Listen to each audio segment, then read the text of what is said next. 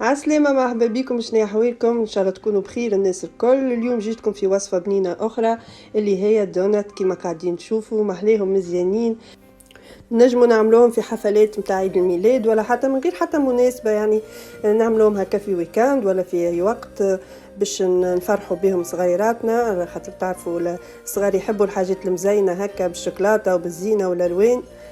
اكيد موجود يبيعوا فيها البرا، لكن بالطبيعه الحاجه كيف نقدوها نحنا وحدنا في الدار تكون بالطبيعه انظف وابن وخير من الحاجه اللي تتباع البرا، ما نعرفوش عليها شنو اللي فيها وكيفاش مخدومه. خليكم معايا لاخر الفيديو باش تشوفوا الطريقه والمكونات نتاع الدونات هذه.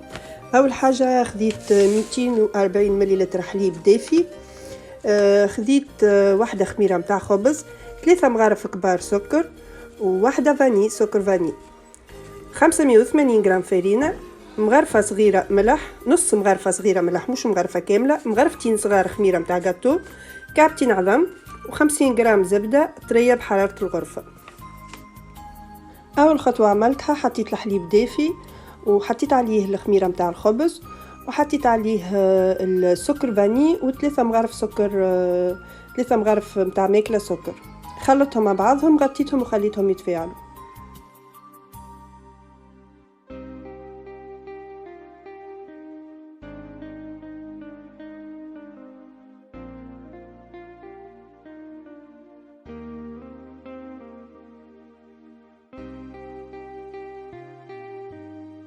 من بعد ما الخميرة والسكر تفاعلوا زدت عليهم الفارينة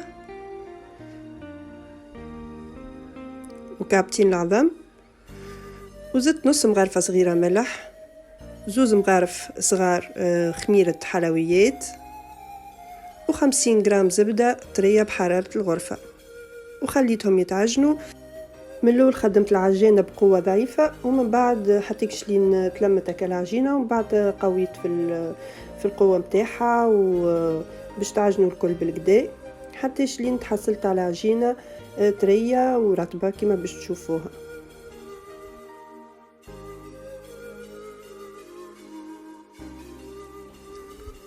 دهنت المعون متاعي بشوية زيت، حطيت فيه العجينة، غطيتها وخليتها تخمر في عقلها. لهنا حضرت البابي كويسون، قصيته مربعات بالشكل هذايا كما تشوفوا فيه، والعجينه لهنا خمرت وضاعف الحجم نتاعها وزادت طرات اكثر من قبل. لميت العجينه بيديا بشكل هكايا طويل وقسيتها على نصين. النص الاولاني كعبرته كما تشوفوا، حطيته على جهه، والنص الثاني لميته زاده، رشيت شويه فرينه وطرحته، حليته بالقلقال، ما حليتوش برشا، ما لازمش نحلوه برشا، يعني ما نعملوش العجينه جويده ياسر، ما اقلش من 1 سنتي الخشن متاعها.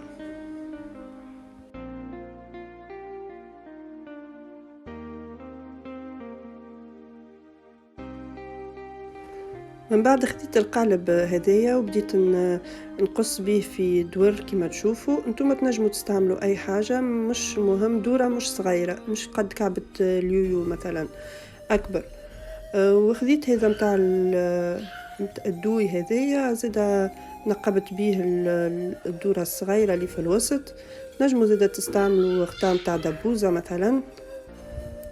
والكعابر هذيكم اللي نحيوهم من العجينه في الوسط ما نرميوهمش، معناتها نخليهم حتى هما زاده نجموا نقليوهم. بعد كان عندنا شحور نعملوهم بالشحور، ولا نجموا نغطسوهم هما زاده في الشوكولاته ولا في اي حاجه اخرى، معناتها نجموا نزينوهم باي طريقه. والعجينه هذه زايده نتاع الحراب زاده كيف كيف نلموها ونخليوها ترتاح حتى شلين نكملوا. هذا النص الثاني نتاع العجينه نفس الطريقه، حليته بالقلقال، رشيت عليه شويه فرينه من اللوطه وشويه فرينه من الفوق، حليته بالقلقال وقصيته بالدور نتاع القالب هذاك، ودور اخرين في الوسط نقبته بالدوي.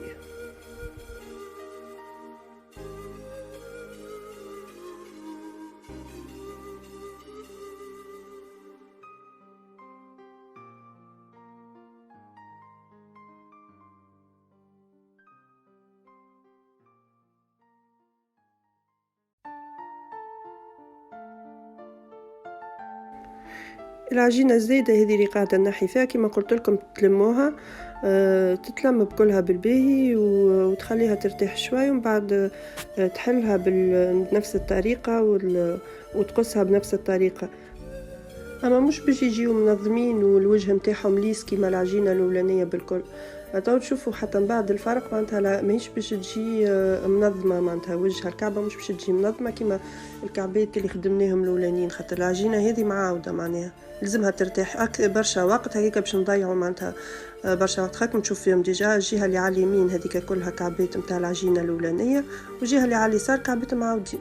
لأني بديت نقلي في الكعبات الدونات، قليتهم على زيت متوسط مش سخون برشا، حطيتهم بالبابي كويسون، وبعديك في ساعة نهز معناتها دوب ما هكا تشد روحها الكعبة شوي أقل من 5 ثواني هكاكا ونجبدها نهزها.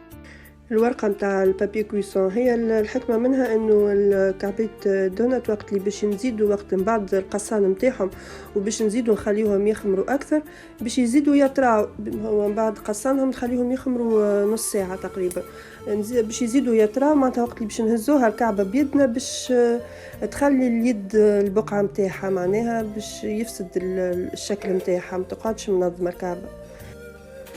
ولهنا تقريبا نكمل القليين متاع الكعبات متاعي. هو ما ياخوش برشا وقت في القليين، فيسا برغم الزيت مش قوي ياسر، زيت متوسط نعاود معناتها ما يكونش زيت سخون ياسر. وهذوما الكعبورات الاخرين زاد قليتهم، وهذوما كعبات الدونات متاعي ساي قليتهم الكل وحضروا نخليهم يبردوا شوي قبل ما نزينهم، نلزمهم يبردوا بالقدا. تو نهز كعبة نوريكم قداش شوشة وطرية، وحتى من داخل راهي ماهيش شاربة زيت حتى طرف، يعني طرية شوشة وشايحة. وللتزيين خديت شوكولاتة بيضة زدتها مغرفة صغيرة زيت ذوبتها في باماري، كيف شوكولاتة بالحليب زدتها مغرفة صغيرة زيت وذوبتها في باماري. وخديت كمية من السكر المحور، قعدت نزيدو بشوية في كل مرة مغرفة صغيرة حليب ونخلط حتى شلين تحصلت على قوام هكية معناتها مش خفيف خاثر.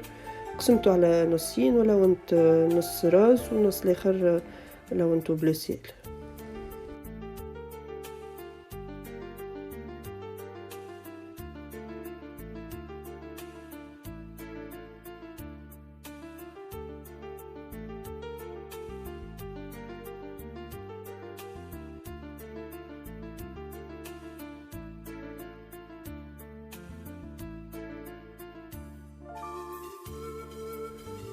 ومن بعد في التزيين غطست كل مرة نغطس كعبة في لون معناها، وتزيين على اللي جا في بالي معناتها في الوقت هذيك اللي عملته، كلها ديزاين على بالطريقة اللي هو يحبها معناها شنو الحاجات اللي يحب يزيدهم، يحب يزيد شوكولاتة، يحب يزيد فاكهة مهروسة، يحب كل حد كيفاش شنو هي الطريقة اللي يحب يزين بها.